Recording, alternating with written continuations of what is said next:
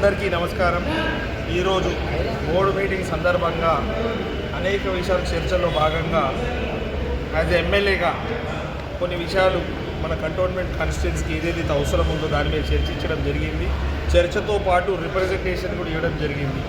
ముందుగా ఫస్ట్ మన cantonment board పరిధిలో ఉన్న ఏరియాలో ఇప్పటిదాకా ఏదైతే కమ్యూనిటీ హాల్స్ కట్టి స్లాబ్లు వేసి పిల్లర్లు వేసి కొన్ని దగ్గర గోడలు కట్టి సగంలో ఆపేసింది ఉంది, అవన్నీ ఇన్కంప్లీట్ ఉన్న కమ్యూనిటీ హాల్లన్నీ కంప్లీట్ చేయాలనేది చెప్పడం జరిగింది. రెండవది, ఈరోజు రాష్ట్ర ప్రభుత్వం మన గౌరవ ముఖ్యమంత్రి రేవంత్ రెడ్డి గారు స్పోర్ట్స్కు ప్రాధాన్యత ఇచ్చి స్పోర్ట్స్ యూనివర్సిటీలు తీసుకురావడం, ప్రతి పార్లమెంట్ కాన్స్టిట్యున్సీకి ఒక స్పోర్ట్స్ స్కూల్ పెట్టడం జరుగుతుంది. అందులో భాగంగానే రాష్ట్ర ప్రభుత్వం కూడా ఒక ప్రపోజల్ పెడితే వారు ఒప్పుకొని ఇక్కడ మనకు స్పోర్ట్స్ కాంప్లెక్స్కి కూడా నిధులు కేటాయిస్తారని చెప్పడం జరిగింది.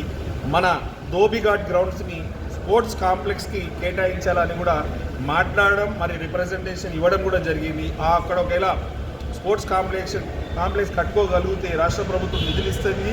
కంప్లీట్ అయితే మన దగ్గర ఎంతోమందికి స్పోర్ట్స్ మెన్ని తయారు చేయడానికి, స్పోర్ట్స్ గర్ల్స్ కావచ్చు, ఉమెన్స్ కావచ్చు, స్పోర్ట్స్ మెన్స్ని కూడా తయారు చేసి అంతర్జాతీయ స్థాయిలో పోటీలో పాల్గొనే సామర్థ్యం మన దగ్గర ఉన్నా కూడా సరైన వసతులు లేక స్పోర్ట్స్ మెన్లు రాణించలేకపోతున్నారు.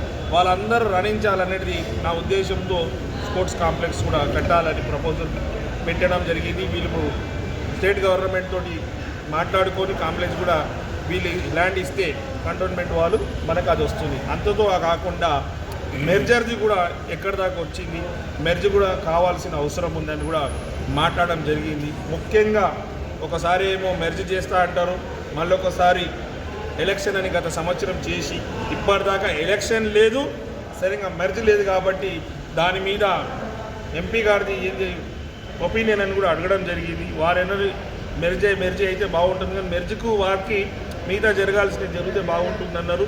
వారు కూడా ఎలక్షన్ పెడితే బాగుంటుంది అనేది చెప్పడం జరిగింది. మరీ ముఖ్యంగా చాలా డెవలప్మెంట్ కావాల్సి ఉన్న మన బోర్డు కూడా కాలేకపోతుందంటే మనకు రావాల్సిన సర్వీస్ ఛార్జెస్ సరిగ్గా రాకపోవడం కారణంతో ఇది డెవలప్మెంట్ జరగలే. కాబట్టి సర్వీస్ ఛార్జెస్ ఎంత బకాయి ఉంది ఇప్పటిదాకా మనకు ఎందుకు తీసుకురాలేదు, వేరే కంటోన్మెంట్ బోర్డ్స్కి సర్వీస్ ఛార్జెస్ వచ్చినా మన కంటోన్మెంట్ బోర్డ్కి ఎందుకు రాలేదని కూడా అడగడం జరిగింది.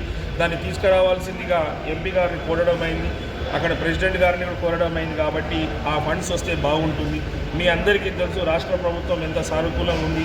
మొన్న కూడా 5.49 crores ఈ డెవలప్మెంట్కి నిధులు ఇచ్చింది. అదే మాదిరిగా నిధులు తీసుకురావాలని కూడా చెప్పడం జరిగింది. ఇంకా మెర్జు ఎలక్షను గత బోర్డు మీటింగ్లో కూడా ఏదైతే గాంధీ కమ్యూనిటీ హాల్ని కట్టాలని చెప్పడం జరిగింది, డంప్ యార్డ్ని అక్కడి నుంచి తొలగించాలని చెప్పడం జరిగింది. దాని మీద కూడా మళ్ళీ ఒకసారి ప్రస్తావన తీసుకురావడం జరిగింది.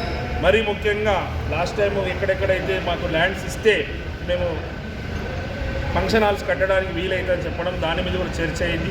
ఇంకా కూడా ఏమైనా ల్యాండ్స్ వస్తే ఇవ్వాలని కూడా అడగడం జరిగింది. ఇవంతా ఒక భాగం అయితే మాకు ఒక పెద్ద కన్ఫ్యూషన్, ఒక డౌట్ ఉండే.